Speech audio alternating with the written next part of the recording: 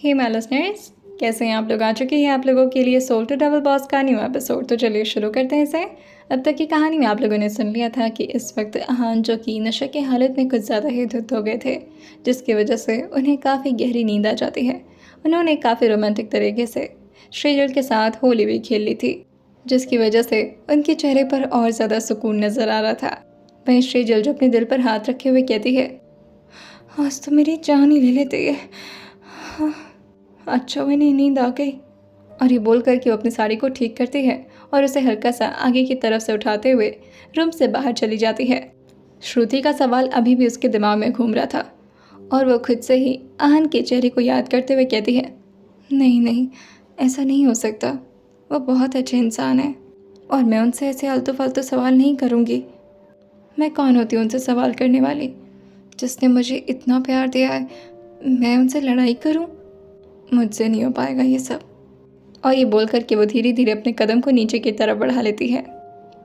वहीं माहिर और ऋषि जो कि धर्म जी से मिल करके अब वहाँ से जा रहे थे, जैसे ही वो लोग श्रीजल को देखते हैं, वो दोनों के दोनों श्रीजल की तरफ आगे बढ़ जाते हैं और अपने कदम को संभालते हुए श्रीजल के सामने आकर के दूर से उसके सामने हाथ जोड़ते हुए कहते हैं, नमस्ते भाभी जी। वहीं माहिर तो श्रीजल के पैर ही पड़ने लगा था। श्रीजल एकदम से पीछे होते हुए कहती है, अरे क्या क्या कर रहे हैं आप? बड़े हैं मुझसे, पैर क्यों छू रहे मेरा? माहिर जब अपने हाथ को जोड़ते हुए खड़ा होता है और ऋषि से खुद को संभलवाते हुए अपने हाथ को उसके कंधे पर रखते हुए कहता है, अरे आपको पता नहीं है, आपके तो चरण छूने चाहिए हमें। ऋषि भी अपने सिर को हाँ मिलाते कहता है, हाँ भाभी जी, आप बहुत पूजनीय हमारे लिए। आहान जी जैसे बंदे को अगर आप कंट्रोल करके रखी हैं तो फिर एक सत नमन तो आपको बनता है। और फिर दोनों के दोनों उसके सामने अपने हाथ को जोड़कर झुकते हुए कहते हैं, आपको सत सत नमन देवी जी। श्रीजल उन दोनों की बातों को समझ नहीं पा रही थी। इस वक्त वो दोनों इतना ज़्यादा नशे में थे कि उन दोनों की आवाज़ भी श्रीजल को ठीक तरीके से क्लियर नहीं हो रही थी। वही इस तरह से माहिर और ऋषि को श्रीजल के सामने झुका हुआ देख करके यशवीर जो कि उन दोनों से कहता है, क्या हो रहा है? ठीक तो हैं आप लोग? ऋषि जो यशवीर को देख कर कहता है, अरे यार तुम क्या, सामने आ गए, हम लोग देवी जी को प्रणाम कर रहे थे। यशवीर जो एक बार पीछे की तरफ श्रेजल को देखता है और फिर उन दोनों से कहता है, आप लोग ठीक नहीं लग रहे हैं, एक काम करते हैं, बॉडीगार्ड से आप लोग को छुड़वा देते हैं। माहिर जो कहता है, कोई ज़रूरत नहीं है, हमारी अपनी गाड़ी, हम चले जाएंगे। यशवीर जो कहता है, पर जाएंगे कहाँ? घर भी याद है आप लोग को? जिस हालत में आप लोग रख रहे हैं, आप लोग कहीं नहीं जा पाएंगे और पता चले अगर आप लोगों को कुछ हो गया तो फिर सर तो हमारी वोट वैसे ही लगा देंगे। सबको घर छोड़ने की जिम्मेदारी हमारी दे रखी है सर ने। ऋषि जो कहता है, अरे तू जा अपने रिया के पास, हैं, वहीं जा, ऐश कर। माहिर जो एक बार ऋषि को देखता है और फिर यशवीर को देखकर कहता है, ये क्या नया मामला शुरू हो गया भाई, मेरे को तो कुछ पता ही नहीं इधर। ऋषि जो कहता है, अरे तू नहीं जानता है, इसकी बहुत बड़ी वाली दीवानी है रिली। यशवीर जो कहता है, ए लिली कहाँ से आ गई इसमें?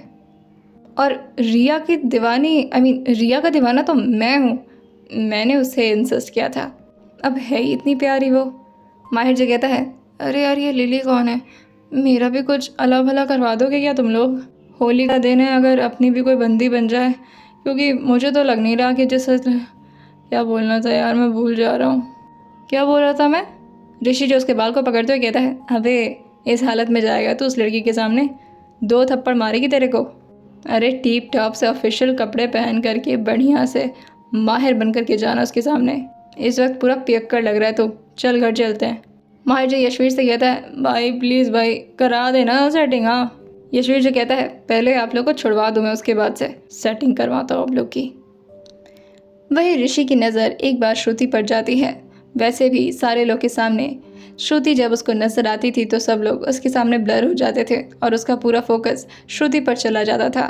वो एकदम से माहिर को थोड़ा झटका देकर के साइड करता है, जिससे माहिर बहुत ज़्यादा लड़खड़ाते हुए जाकर ये यशवीर के कंधे से टिक जाता है। मैं कुछ वो ड्रिंक करने में बिल्कुल ये बात भूल जाता था कि उसे अपने आप को कंट्रोल में भी रखना चाहिए। ऋषि जो कि अपने कदम को लड़खड़ाते हुए आगे की तरफ बढ़ाता है और श्रुति के ठीक सामने आते हुए एक रेलिंग से टिक करके उससे कहता है, हाय, तुम्हारे साथ तो होली नहीं खेली मैंने। होली नहीं खेलोगी? श्रुति जो इधर उधर देखते हुए कहती है, मुझे कुछ काम है, हटो यहाँ से। ऋषि जो कहता है, अरे यार बचपन से जब भी तुमसे बात करता हूँ ना तुम ऐसे ही बोलती हो, तुम्हें कुछ काम है, तुम्हें कुछ काम है। भाई तुम भी डॉक्टर हो, हम भी डॉक्टर हैं, 2 डॉक्टर की जोड़ी अच्छी बनेगी। श्रुति जो उससे कहती है, हाथ छोड़ो मेरा ऋषि, बदतमीजी मत करो। ऋषि जो कहता है, बदतमीजी नहीं कर रहा हूँ यार, प्यार से बात कर रहा हूँ यार, ऐसे तो नहीं बोला यार, बदतमीजी कहाँ कर रहा हूँ। और वो एकदम से अपना मुंह बना लेता है। श्रुति जो कहती है, क्या नाटक है तुम लोग का, रोना क्यों शुरू कर दिया अब। ऋषि जो कहता है, तुम मेरी फीलिंग्स नहीं समझ रहे हो यार, पसंद करता हूँ मैं तुमको। श्रुति जो कहती है, तो अच्छी बात है, करो, लेकिन मुझे छोड़ो इस वक्त। वहीं वो अपना हाथ छुड़ा करके सीढ़ियों से ऊपर की तरफ जाते हुए कहती है, आइंदा से ना नज़र मत आना मुझे। ऋषि जो कहता है, हाँ हाँ ठीक है, जाओ तुम, जाओ अपने हान के पास, लेकिन वो तुमको भाव नहीं देगा। यहाँ पर मैं मरा जा रहा हूँ लेकिन कोई कदर ही नहीं है मेरे फीलिंग्स की। और ये बोल करके वो अपने झूठे आंसू को अपने आंखों से पोंछता है और मुंह बनाते हुए जैसे तैसे करके बाहर जाता है। यशवीर जो उन दोनों की हालत समझ चुका था, जिसकी वजह से बॉडीगार्ड से कह करके उन दोनों को वो घर छुड़वाता है। वही श्रेजल भी थोड़ा देर माहिर और ऋषि का नाटक देखती है और फिर वो किचन की तरफ आगे बढ़ जाती है। सारे स्टाफ इस वक्त खाने की तैयारी में जुटे हुए थे। वहीं श्रेजल जो अंदर आते हुए कहती है, क्या हेल्प चाहिए मुझसे। मगर जैसे ही सब लोग की नज़र उस पर जाती है, उसके प्यारे प्यारे गाल जो कि अब पूरी तरह से रेड अबीर से रंग चुके थे, साथ ही उसके कमर पर जिस तरह से आहान की उंगलियों के निशान बने थे, उसकी पीठ पर, उसकी गर्दन पर और उसकी गर्दन पर उसके कपड़े भी अब पूरी तरह से अबीर में नहा चुके थे। सब लोग जैसे ही श्रेजल की तरफ देखते हैं, सब लोग की आंखें उस पर एकदम से गड़ जाती हैं। वहीं रिया जो कि उसको साइड से मारते हुए कहती है, हाय तू किसके साथ रंग खेल कर आई है। अरे यार एकदम कातिलाना लग रही है, बाय गॉड। कौन है तेरे सामने बॉलीवुड की हीरोइन, मतलब सब पानी कम चाय है तेरे सामने। श्रीजल रिया को देखते हुए कहती है, तू मुझसे बात कर रही है, मैं क्या अच्छी लग रही हूँ, मैं तो भूत नहीं लग रही होंगी। सब लोग अपने चेहरे को नाम में हिला देते हैं। वहीं लिली जो कहती है, अरे यार सच्ची में बहुत प्यारी लग रही है, तेरे साथ तो एक सेल्फी बनती है। और ये बोल करके लिली अपने फ़ोन को निकालती है और सारे स्टाफ के साथ मिल करके श्रेजल अपनी रिया की और पीछे सारे स्टाफ की सेल्फी ले लेती है। कुछ सेल्फी उसने श्रेजल के साथ अकेले भी ली थी। वहीं श्रेजल जो कहती है, अच्छा हो गया, बस करिए आप लोग, भूत ही तो लग रही हूँ, पूरे मुंह पर रंग पोता हुआ है मैंने। रिया जो कहती है, अच्छा रुको मैं इसको साफ कर देती हूँ। और ये बोल करके वो जैसे ही नैपकिन निकालती, लेकिन तभी श्रेजल पीछे होते हुए कहती है, नहीं उसकी ज़रूरत नहीं है। लिली जी कहती है, अरे क्यों, तुम्हारे गाल पर ऐसे रहेगा रंग तो ख़राब हो जाएगा ना गाल, एक काम करो इधर आओ हम साफ़ कर देते हैं। श्रेजल जो कहती है, इसकी ज़रूरत नहीं है ना, मैं कर लूँगी बाद में। और ये बोल करके वो फ्रिज की तरफ चली जाती है। वहीं यशवीर जो कि साइड से टिक करके रिया को ही देखे जा रहा था, वो किचन के अंदर जैसे ही कदम रखता है, सारे स्टाफ को पता था कि वो रिया के लिए ही आ रहा है, जिसकी वजह से सारे स्टाफ शरीफों की तरह वहाँ से एक करके निकलने लगती हैं। वैसे भी लंच वगैरह पूरी तरह से प्रिपेयर हो चुका था, जिसकी वजह से ज़्यादा काम बचा नहीं था। सारे लोग को इस तरह ज़्यादा देख करके रिया उन सबसे इशारों में पूछती है, क्या हुआ, कहाँ जा रहे हो, लेकिन कोई भी उसका जवाब नहीं देता। सब बस उसे स्माइल करते हुए देख करके वहाँ से निकल जाते हैं। रिया जो सोचती है, पता नहीं अचानक से क्या हो गया।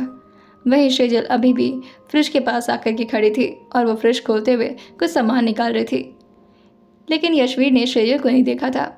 वो जैसे ही रिया को अकेले देखता है, वो अपने कदम को उसकी तरफ बढ़ा लेता है और पीछे से उसे ज़ोर से हक करते हुए कहता है, हैप्पी होली। यार तुझे तो मैंने रंग लगाया ही नहीं ना। रिया जो कहती है, तू आ गया फिर यहाँ से, तो फिर आ गए यहाँ पर। हाँ देखिए मेरा कोई घर नहीं है, ठीक है, और रंग वंग ना घर पे खेलना शाम को। यशवीर जो कहता है, शाम को घर जा रही है क्या तू। रिया जो कहती है, हाँ ना जाऊँगी ना, मम्मी पापा को भी तो रंग लगाना है ना। यशवीर जो कहता है, तब तो मैं अपने साथ लेकर चलूँगा, और आज तो बात भी कर लेते ना तेरे घर वालों से। सब लोग वैसे ही थोड़ा बहुत भांग के नशे में होंगे, हाँ भी बोल देंगे। रिया जो उसके गाल को खींचते हुए कहती है, तुझे तो भांग के नशे में ना भी रहे तब भी हाँ बोल देंगे। इतने तो क्यूट हो, इतने प्यारे हो, इतने बॉडी बिल्डर हो, और ऊपर से अच्छी खासी तनख्वाह भी है तुम्हारी। हाँ वो बात अलग है कि मेरे ऊपर खर्च नहीं करते हो। और ये बोल करके वो फिर से मुंह बनाते हुए सामने की तरफ देखने लगती है और अपने काम में लग जाती है। वहीं पीछे से यशवीर उसके कंधे पर मारते हुए कहता है, अच्छा क्या चाहिए मेरी जान को और मैंने नहीं दिलाया आपको, बताओ क्या चाहिए, आज मैं तुमको दिलवाऊंगा। रिया जो प्यार से कहती है, एक साड़ी दिलवा दो। और फिर वो पीछे मुड़कर देखते हुए कहती है, जैसे श्रेजल ने पहना है ना, वैसी साड़ी मिल जाती तो बहुत अच्छा लगता। मुझे वैसी साड़ी बहुत पसंद है। देखो ना, उसका ब्लाउज का डिज़ाइन कितना प्यारा है और उसमें कितनी सुंदर तरीके से कढ़ाइयाँ की गई हैं। मुझे भी वैसी ही साड़ी चाहिए। वहीं जैसे यशवीर ये सुनता है, अपने बालों को ठीक करते हुए कहता है, अच्छा, तो तुम्हें वैसी साड़ी चाहिए?" रिया जो कहती है, हाँ, वैसे मिल जाती तो अच्छा रहता। यशवीर जो उसके ठीक सामने आकर के खड़ा होता है और आकर के स्लैब पर हल्का सा टेक लगाते हुए कहता है, तुम्हें पता भी है उसका कॉस्ट क्या है? डायमंड की डिज़ाइनिंग है उस पर। और अरे यार, अब मैं आहान सर जैसे कैसे तुम्हारे लिए सामान खरीदूंगा? वो बॉस हैं। पता है, उनका ब्लैक कार्ड, उनका वो जितना मन चाहे उतना खर्च करते रहते हैं यार। मेरे से इतना एक्सपेक्ट तो मत करो यार, मैं उतनी अच्छी साड़ी नहीं दिलवा पाऊंगा तुमको। रिया जो कहती है, बन गया ना मुँह? सही कहते हैं साहब, एक नंबर के कंजूस हो तुम। पता नहीं पैसा लेकर क्या करोगे, खाओगे क्या उसको? यशवीर जो कहता है, इतना भी नहीं कमाता हूँ। रिया जो कहती है, 25 लाख तो तुम्हारी सैलरी है, पता है मुझे। और होली दिवाली का बोनस अलग रहता है। छोटे मोटे फंक्शंस में भी सर तुमको देते रहते हैं पैसा, मुझे पता है। जब हम जैसे छोटे मोटे स्टाफ को देते तो तुम तो उनके पीए हो। यशवीर जो कहता है, हाँ दिया था उन्होंने। रिया जो कहती है, कहाँ गए पैसे, कहाँ खर्च किए तुमने? मेरे ऊपर तो 1 रुपये नहीं लगाते हो। मैं नहीं करूँगी तुमसे शादी, किसी ऐसे अमीर इंसान से करूँगी जो मेरे ऊपर अपना पैसा थोड़ा सा उड़ाए। चाहे यहाँ से। वही यशवीर जो कहता है, अच्छा ठीक है ना, तुम्हारे लिए कुछ लेकर आया था, देख तो लो। रिया जो गुस्साते हुए कहती है, जाओ यार यहाँ से, मेरा दिमाग मत खराब करो, मुझे काम करना है। यशवीर जो कहता है, अरे एक बार बस देख तो लो। और ये बोल करके वो अपने पॉकेट से कुछ निकालता है और फिर उसे मुट्ठी में बंद करते हुए रिया के सामने लाते हुए कहता है, गेस करो क्या हो सकता है? रिया जो कहती है, होगा 2 रुपये वाला टॉफ़ी, और क्या ले आ सकते हो तुम?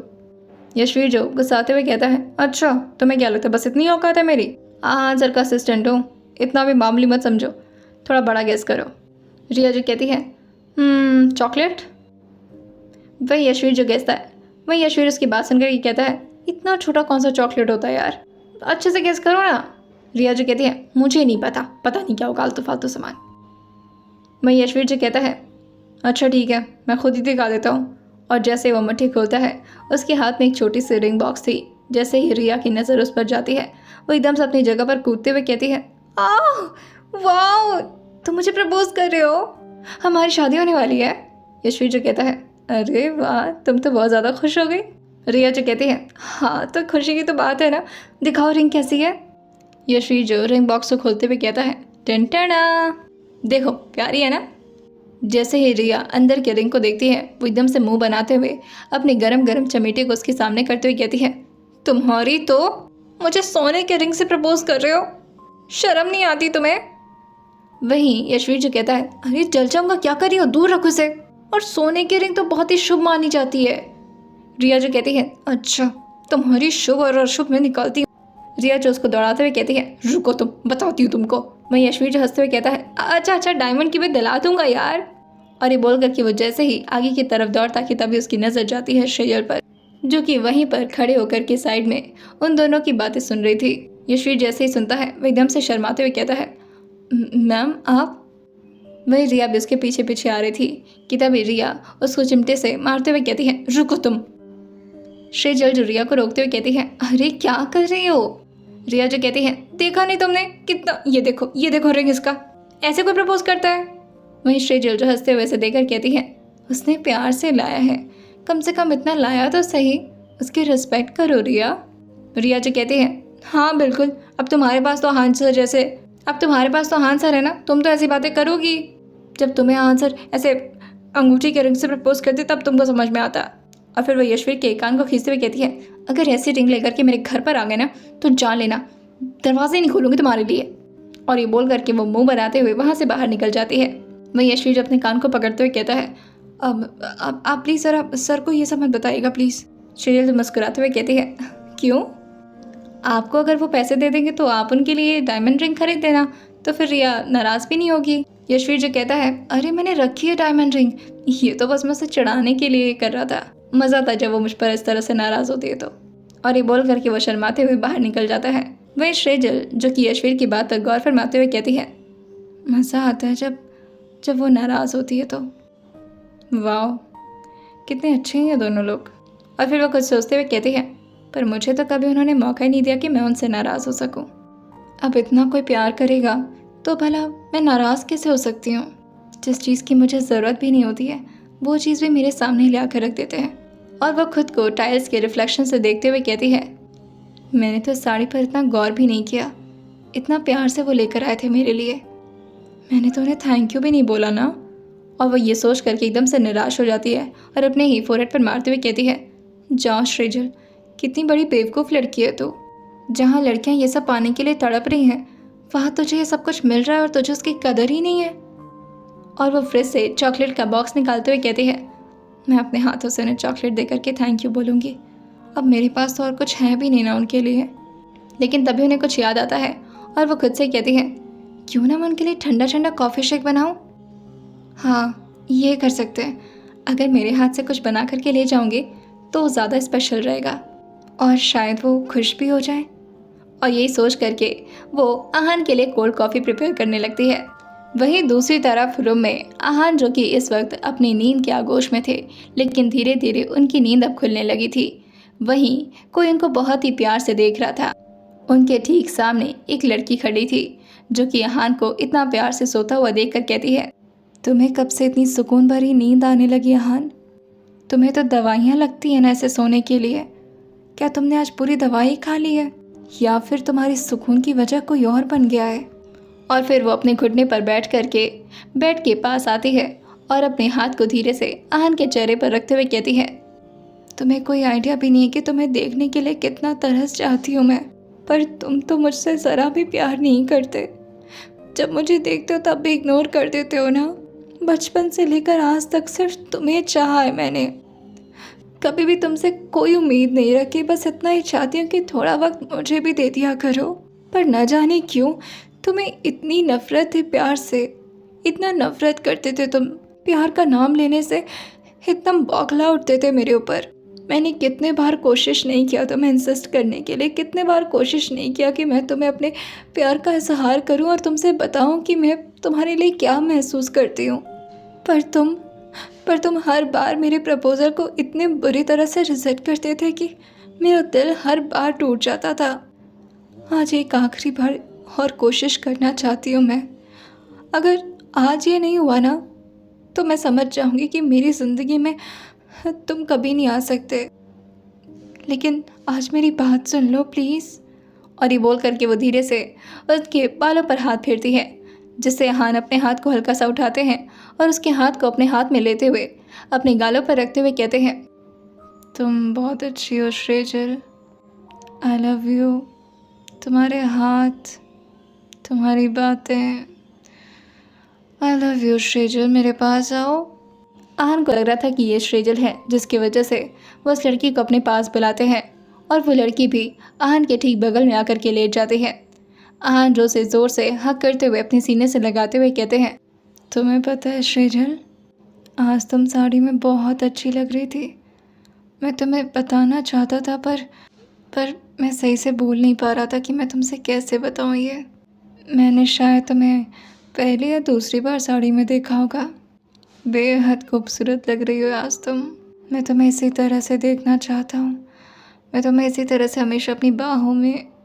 लेकिन जैसे ही वो ज़ोर से उस लड़की को हक करते, आहान को कुछ एहसास होता है और वो एकदम से अपनी आंखों को धीरे धीरे खोलते हुए कहते हैं, तुम श्रेजल नहीं हो। जैसे ही वो पूरी आँख खोलते उससे पहले ही उनके रूम का दरवाज़ा ज़ोर से खुलता है। श्रेजल, जो इस वक्त अपने चेहरे पर बड़ी सी स्माइल लेकर के ट्रे में उनके लिए खूबसूरत से ग्लास में कोल्ड कॉफ़ी लेकर आ रही थी, और वो अपने बालों को एक साइड में करते हुए कहती हैं, आज मैं आपको बहुत ही स्पेशल वाला थैंक्स कहने वाली हूँ मिस्टर। आप मेरे बॉस हैं पर मुझसे प्यार ऐसे करते हैं जैसे कि। लेकिन जैसे ही वो आहान के ठीक सामने पहुंची थी, वहाँ का नज़ारा देख करके श्रेजल का दिल टुकड़ों में बिखर जाता है। पहले तो उसे अपनी आंखों पर भरोसा नहीं होता कि वो इस वक्त क्या देख रही है। आहान जो अभी भी नशे की हालत में धुत थे, जिसकी वजह से उन्हें ठीक तरीके से दिखाई नहीं दे रहा था कि इस वक्त उनके साथ कौन लेटा हुआ है। लेकिन उन्हें थोड़ा बहुत एहसास होने लगा था जब वो उस लड़की को अपनी बाहों में भर रहे थे कि ये तो उनकी श्रेजल नहीं है। वो अपनी आंखों को अभी पूरी तरह से खोल पा गए इससे पहले ही श्रेजल, जो जानबूझ करके अपने हाथों से उस ट्रे को नीचे की तरफ गिरा देती है। ट्रे और ग्लास दोनों के साथ में गिरने की वजह से काफ़ी ज़ोर से पूरे रूम में आवाज़ गूंज जाती है। वहीं वो कॉफ़ी शेक जो कि अब पूरी तरह से नीचे बिखर चुका था और साथ ही वो ग्लास भी अब नीचे गिर करके टूट चुका था। श्रीजल जो अपनी जगह पर ही खड़ी थी, वहीं वो लड़की श्रीजल को देखते हुए कहती है, तुम? और वो एकदम से यहाँ से दूर होकर के खड़े होते हुए कहती है, तुम यहाँ क्या कर रही हो? और ये आवाज़ क्यों किया तुमने? वो सो रहे थे ना, दिखाई नहीं दे रहा था कितने चैन से सो रहा था वो। तुम्हें कोई आइडिया भी है कि उसे सोने में कितनी प्रॉब्लम होती है? तुमने उसकी नींद क्यों खराब कर दी? वहीं श्रीजल जो कि इस वक्त लगातार आहान को ही देखे जा रही थी और उसकी आंखें पूरी तरह से अब नम हो आई थी। आहान भी उस आवाज़ से एकदम से अपने हाथों को अपनी आंखों पर रखते हैं और अपनी आंखों को मलते हुए उठ करके बैठते हुए कहते हैं, क्या है ये?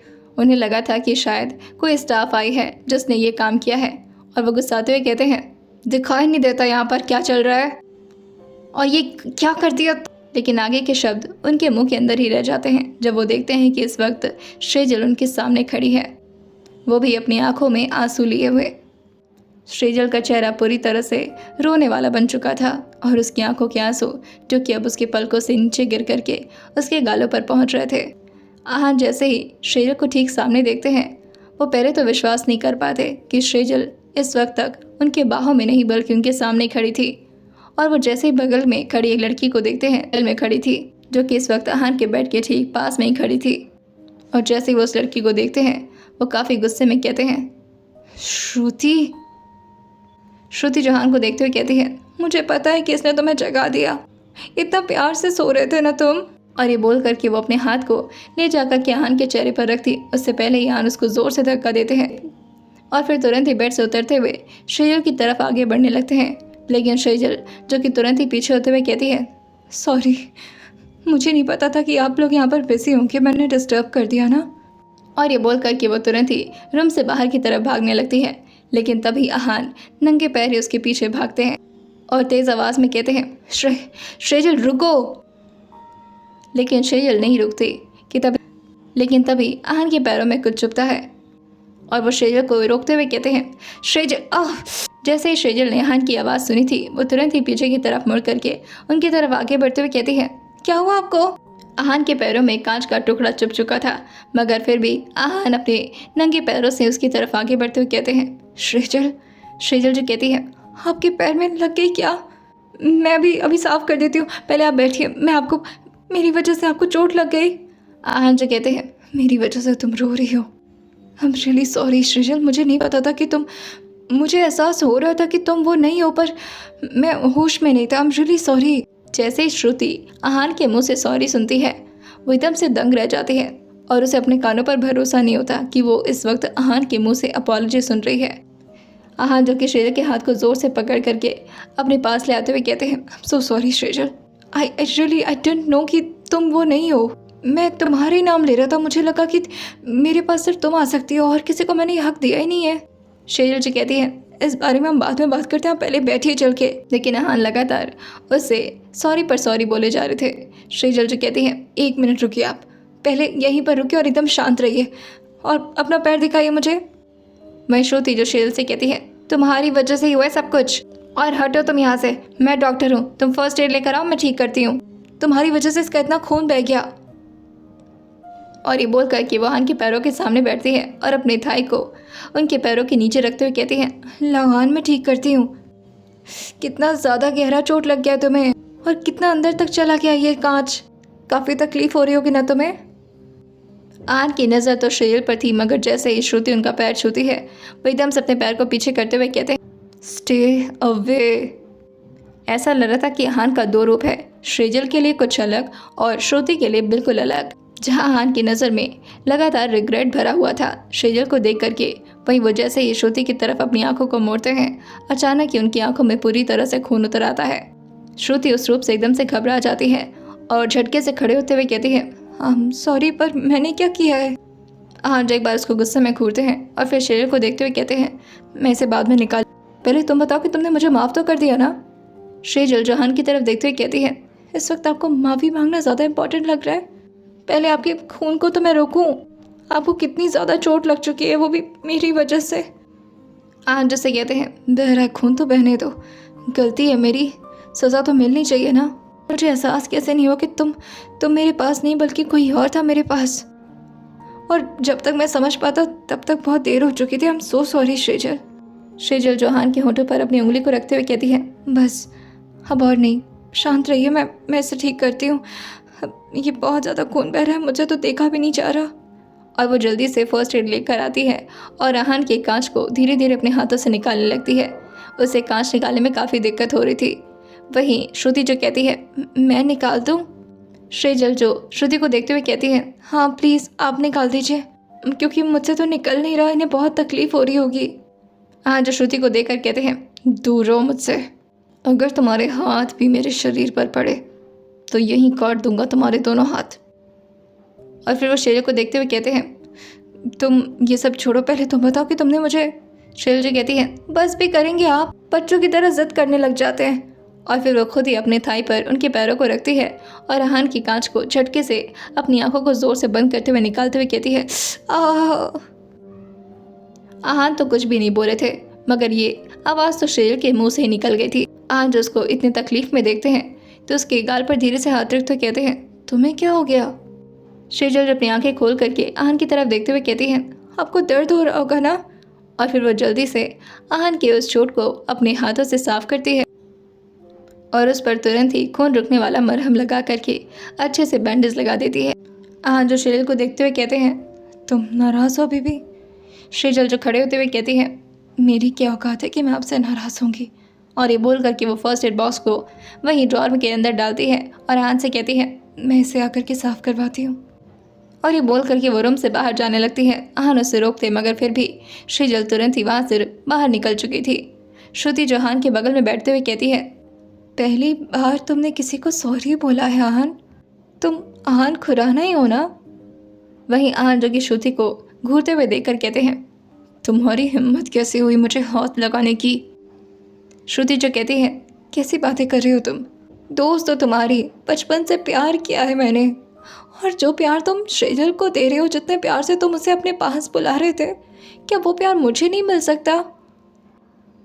आज अपनी भाभी से कोड़ कर उसे देखते हुए कहते हैं, क्यों तुम्हें वो प्यार? मैं श्रीजल से प्यार करता हूँ, बीवी है वो मेरी। श्रुति जो कहती है, कौन सी बीवी? और ऐसी तो कई बीवियाँ बन चुकी हैं तुम्हारी। मुझे मत बताओ अपने बारे में आहान खुराना, अच्छे से जानती हूँ तुम्हारी फितरत। और ये बोल करके वो खड़ी होती है और आहान के ठीक सामने आते हुए कहती है, कितनी लड़कियों को यूज़ कर चुके हो, कितनी लड़कियों के साथ सो चुके हो तुम, कितनी लड़कियाँ तुम्हारे साथ रातें बिता चुकी हैं, उनकी बॉडी को अच्छे से यूज़ करके उन्हें छोड़ देते हो, ये फितरत है ना तुम्हारी? और फिर वो दरवाजे की तरफ देख करके शेरल के बारे में कहती है, ज़रूर वो भी तुम्हें कुछ ऐसा ही दी होगी जिसकी वजह से कि तभी आहान झटके से अपने बेड से खड़े होते हैं और अभी तक जिस पैरों में उन्हें इतनी तकलीफ हो रही थी, अब उनकी सारी तकलीफ गायब हो चुकी थी। और फिर वो श्रुति के गर्दन पर अपने हाथ को जमाते हुए कहते हैं, खबरदार जो उसके बारे में इस तरह की फालतू बकवास की तो। और वो उसकी गर्दन को उसी तरह पकड़े हुए थोड़ा उसे पीछे की तरफ पुश करते हैं, जिससे वो जा करके वार्डरोब से टिक जाती है। वो अपनी गर्दन को छुड़ाते हुए कहती है, आहान छोड़ो, दर्द हो रहा है, मुझे छोड़ो। आहान जो कहते हैं, जो शख्स मेरी बीवी की आंखों में आंसू देता है ना, मेरा जी करता है कि उसको यहीं गाड़ दूँ। जिंदा कैसे बचोगी तुम अब? तुम्हें क्या लगता है मेरी बीवी के बारे में इस तरह से बातें करने के बावजूद मैं तुम्हें छोड़ दूँगा? वहीं श्रुति जो आहान की तरफ रोते हुए देखकर कहती है, ऐसा क्या है उसमें जो मुझ में नहीं है? और लगातार वो अपने हाथों से आहान के हाथों को अपनी गर्दन से छुड़ाए जा रही थी। आहान जो अचानक उसकी गर्दन को अपने हाथ से अलग करते हैं और फिर ज़ोर से अपने वार्डरोब पर अपने हाथ को मारते हुए कहते हैं, मेरी नज़र से एक बार देखो उसे, तब समझ में आएगा तुम्हें।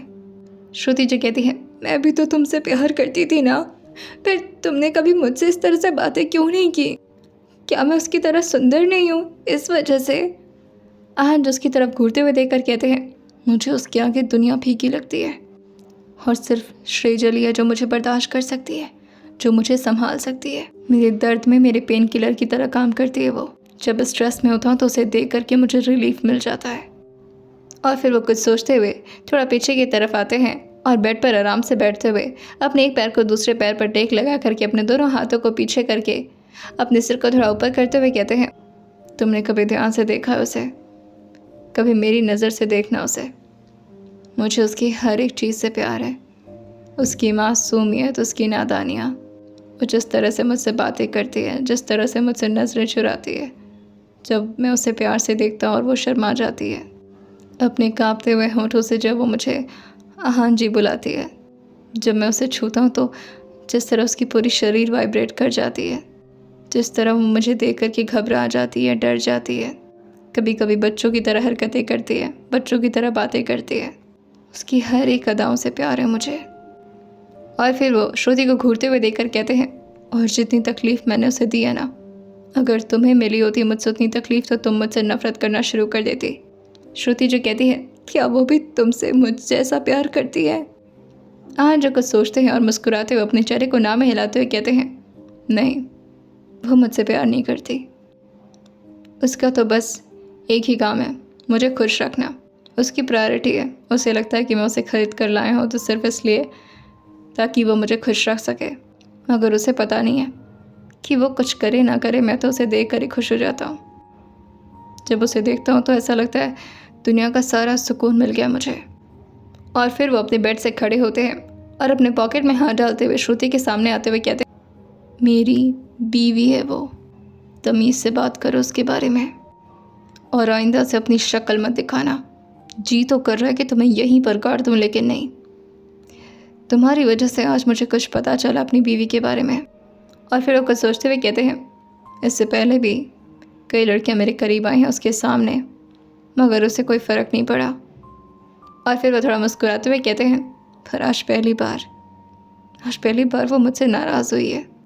और फिर वो श्रुति को देखते हुए उसके गाल पर ज़ोर से अपने हाथ को रखते हुए कहते हैं, हरकत तो तुमने बहुत घटिया वाली की है, लेकिन आज के दिन तो मैं मारूंगा नहीं मैं, क्योंकि मेरी प्रायोरिटी अभी मेरी बीवी को मनाना है।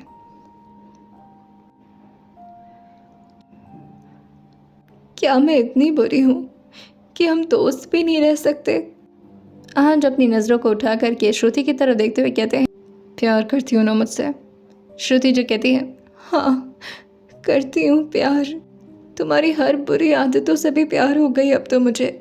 और मुझे इस बात का भी कोई फिक्र नहीं है कि तुम श्रेजल से प्यार करते हो, मगर मुझसे बातें तो कर सकते हो ना? जो श्रुति की तरफ देखते हुए कहते हैं, मुझे श्रेजल के अलावा कोई दिखाई नहीं देता, ना किसी की बातें सुनाई देती हैं। तुम्हारी प्रॉब्लम है कि तुम मुझसे प्यार करती हो, और ज़रा सोच कर देखो कि अगर मैं तुम्हें भी उस तरह ट्रीट करता जिस तरह से मैंने श्रेजल को शुरुआत में ट्रीट किया था, क्या तब भी तुम मुझसे मोहब्बत करती? बोलो। श्रुति जो कुछ सोचते हुए कहती है, मुझे नहीं पता। जो कहते हैं, नहीं कर पाती, नफ़रत करना शुरू कर देती तुम मुझसे, लेकिन मेरी श्रेजल ने मुझे उस हालत में भी टॉलरेट किया जब मेरी सारी बुराइयों को उसने इतना प्यार से झेली और फिर भी सिर्फ मेरी खुशियों के बारे में सोचती रही। तो मेरी सारी अच्छाइयाँ सिर्फ वो डिज़र्व करती है। अगर मेरी रफनेस को वो हैंडल कर रही है तो मेरी स्वीटनेस की हकदार भी सिर्फ वो है। और इससे पहले मेरा कंट्रोल खो जाए, निकल जाओ यहाँ से, वरना कहीं ऐसा ना हो कि आज का दिन तुम्हारे लिए आखिरी दिन हो जाए। Just get lost. आहन के इतना तेज़ चिल्लाने पर श्रुति तुरंत ही रूम से बाहर निकल चुकी थी।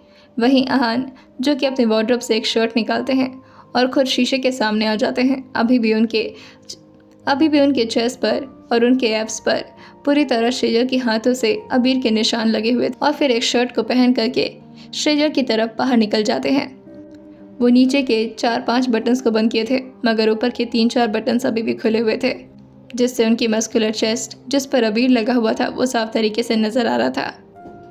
वहीं आहन जो कि काफ़ी जल्दी में नीचे की तरफ उतरते हुए श्रेजल को इधर उधर ढूंढने लगते हैं, लेकिन श्रेजल उन्हें कहीं पर भी नज़र नहीं आती। वहीं धर्म जी जो कि इस वक्त डाइनिंग टेबल के पास में हैं, आहन जो उनकी तरफ आकर के पूछते हैं, आपने श्रेजल को देखा डैड? धर्म जी अपने चश्मे को ठीक करते हुए आहन की तरफ देखते हुए कहते हैं, क्या बेटा? लेकिन जैसे ही उनकी नज़र आहन के चेस्ट पर पड़ती है, वो आहन से कहते हैं, क्या बात है, आप कब से होली खेलने लगे बेटा? आहन अपने चेस्ट पर हाथ रखते हुए कहते हैं, आप बता रहे हैं कि श्रेजल कहाँ है, आपको पता है? और फिर ये बोल कर कि वो अपने शर्ट से अपने चेस्ट को ढकने लगते हैं। धर्म जी जो कहते हैं, देखिए अब हमें तो नहीं पता है, आसपास ही होंगी, आप बुला लीजिए ना, वैसे भी आपकी प्यारी आवाज़ सुन करके दौड़ी भागी चली आएंगी वो। जो धर्म जी की बात सुन कर ये कहते हैं, वो मैं आज नहीं आएगी वो मेरे पास, बहुत ही गुस्से में गई है वो, पहले अच्छे से मनाना पड़ेगा उसे। और ये बोल करके वो इधर उधर फिर से श्रेजल को ढूंढना शुरू करते हैं कि तभी ईरा जो कि गलती से उनके सामने आ जाता है। जो से पूछते हैं, श्रेजल कहाँ है, उसकी लोकेशन बताओ तुरंत। ईरा 360 डिग्री में अपनी मुंडी को घुमाता है और फिर लेफ्ट साइड में देखते हुए कहता है, किचन में सर। इस वक्त श्रेजल किचन में है। आज तुरंत ही उसी तरफ आगे बढ़ जाते हैं। वहीं श्रेजल इस वक्त किचन में बैठ कर के ज़बरदस्ती प्याज काट रही थी। उसे तो प्याज काटने की ज़रूरत भी नहीं थी, मगर वो और कैसे रोती। उसे पता था कि आसपास इतने सारे लोग हैं कि अगर कोई भी उसे रोता हुआ पाएंगे तो सब लोग उससे आकर के पूछने लगेंगे, जिसकी वजह से वो अपनी आंखों के आंसू को साफ करते हुए प्याज को अपने हाथों से चॉप कर रही थी। आज जैसे किचन की तरफ आते हैं और श्रेजल को इस तरह काम करता हुआ पाते हैं तो वो उसके पीछे आकर के उसको धीरे से कमर से टच करते हुए कहते हैं, सुनो।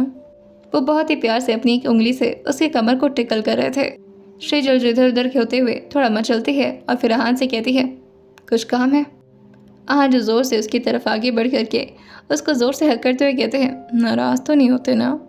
पूरी बात तो सुन लेती कम से कम। श्रेजल जो आहान के हाथ पर धीरे से नाइफ को पॉइंट करते हुए कहती है, हाथ हटाइए पहले। आहान अपने गाल को उसके गाल से रब करते हुए कहते हैं, तुमने अभी तक अबीर नहीं पूछा? श्रेजल जो कहती है, आपने भी तो नहीं पूछा। आहान जो कहते हैं, तो मतलब कोई दिक्कत तो नहीं है तुम्हें मुझसे?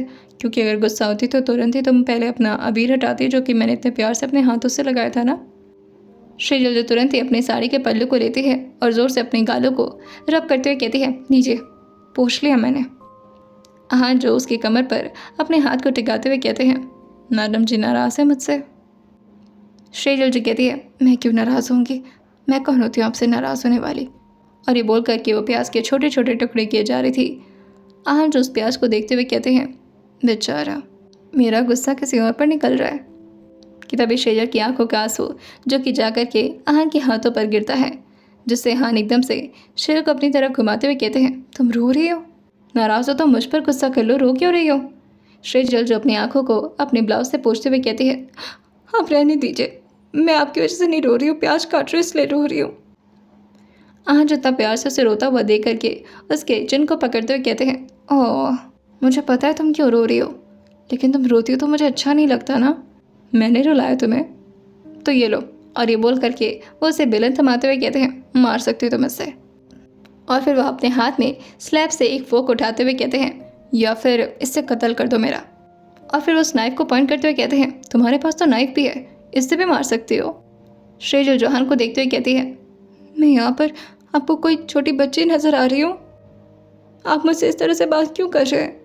आहान जो कहते हैं, क्योंकि तुम गुस्सा हो मुझसे, और गुस्से में उसे हर्ट किया जाता है जिस पर गुस्सा आ रहा हो। खुद क्यों रो रही हो? श्रेजल जो कहती है, क्योंकि मैं बेवकूफ़ हूँ। और ये बोलकर कि वो पीछे की तरफ फिर से मुड़ जाती है और फिर से प्याज पर अपना गुस्सा निकालने लगती है। आहान जो कहते हैं, अच्छा सुनो तो सही, बेवकूफ़ क्यों हो तुम? और किसने कहा कि तुम बेवकूफ़ हो? तुम बिल्कुल बेवकूफ़ नहीं हो, तुम बहुत स्मार्ट हो। श्रेजल जी कहती है, नहीं मैं पागल हूँ, मुझे लगा था कि वो लड़की जो बोल रही है वो बिल्कुल झूठ है, आप ऐसे इंसान नहीं हैं, पर मैं गलत थी। और मैं ये सब क्यों सोच रही हूँ? आप जिसके भी साथ रहे मुझे क्या दिक्कत है, आप जाइए यहाँ से, कुछ खाना है आपको? आहान जी कहते हैं, गुस्सा करते हुए भी मेरे खाने की परवाह कर रही हो, कम से कम गुस्सा तो ठीक से हो जाया करो। श्रेजल जी कहती है, मेरा कोई हक नहीं यहाँ पर गुस्सा करने का, आप जाइए रहिए वहाँ जिसके भी साथ है। और आप मेरे साथ क्यों ही रहेंगे, मैं तो इतनी अच्छी भी नहीं हूँ। और फिर अपने हाथ से चाकू को रखते हुए कहती है, ना तो मैं मॉडर्न हूँ, ना तो आजकल के लड़कियों की तरह मैं स्मार्ट हूँ, क्यों रहेंगे आप मेरे साथ, मेरी गलती है।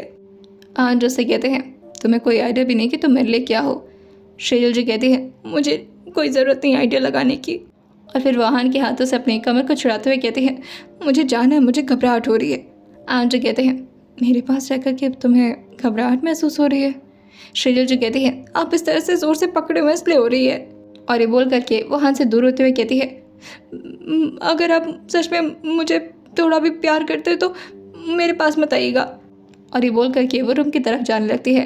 आहान जो से रोकते हुए कहते हैं, श्रेजल बात तो सुनो। लेकिन तब तक श्रेजल भागते हुए अपने रूम की तरफ निकल चुकी थी। वहीं यशवीर जो अंदर आते हुए कहता है, सर वो स्टीफन जोसेफ का के। तभी आहान अपने हाथ में नाइफ लिए हुए यशवीर की तरफ पॉइंट करते हुए कहते हैं, क्यों है? यहाँ मेरी बीवी मुझसे मान नहीं रही और तुम्हें उसके केस के बारे में, मर चुका है ना वो, तो मर जाने दो उसको, अब क्या दोबारा उसको जिंदा कर करके मेरा दिमाग खराब करोगे? यशवीर जो एकदम से अपना मुंह बनाते हुए कहता है, सॉरी सर, मैं तो सिर्फ वो मीडिया की बात बता रहा था। आज उसकी तरफ आगे बढ़ते हुए कहते हैं, मैं बताऊँ तुम्हें? मीडिया की बात बता रहा था। यशवीर एकदम से अपने हाथ में सारे डॉक्यूमेंट्स को लेकर के बाहर की तरफ भाग जाता है। हाँ, जो नाइफ को रखते हुए ऊपर की तरफ देखते हुए कहते हैं, मैं तो आज तक किसी को मनाया भी नहीं हूँ। मनाते कैसे हैं लड़कियों को? आज तक मुझसे कोई नाराज़ होने की हिम्मत ही नहीं कर पाया। और फिर वह खुद सोचते हुए अपने बाल पर हाथ फेरते हुए हल्का सा स्माइल करते हुए कहते हैं, चलो कम से कम इतना कंफर्टेबल तो हुई तुम कि मुझसे नाराज़ होना शुरू कर चुकी हो। अच्छा लगता है जब तुम मुझ पर इस तरह से हक जताती हो तो। वही सेजल जो काउच पर आकर के बैठ चुकी थी और अपने हाथ को एक दूसरे में फोल्ड किए हुए आराम से लीन होते हुए कहती है, आखिर क्या करूँ मैं? बाकी सारी लड़कियां हैं इतनी सुंदर सुंदर, इतनी अच्छी अच्छी, मैं क्यों रहूँगी उनके लिए इम्पॉर्टेंट? यार सही कह रही थी वो लड़की, मुझसे बिल्कुल भी प्यार नहीं करते ये, हर लड़कियों के साथ इसी तरह से रहते हैं। मैं कुछ ज़्यादा ही समझ रही थी और मैं तो उनके लिए सिर्फ एक नौकरानी जैसी हूँ ना। हाँ, इतना अच्छे से मुझसे बात करते हैं, वो सब बात सही है, लेकिन और ये सोच सोच करके ही वो रोए जा रही थी। आइए जानते हैं आने वाले एपिसोड में क्या होने वाला है और कैसे मनाएंगे आहान सेजल को। आइए जानते हैं आने वाला एपिसोड में सुनते रहिए सोल टू डबल बॉस सिर्फ और सिर्फ स्टोरी विद सौम्या के साथ।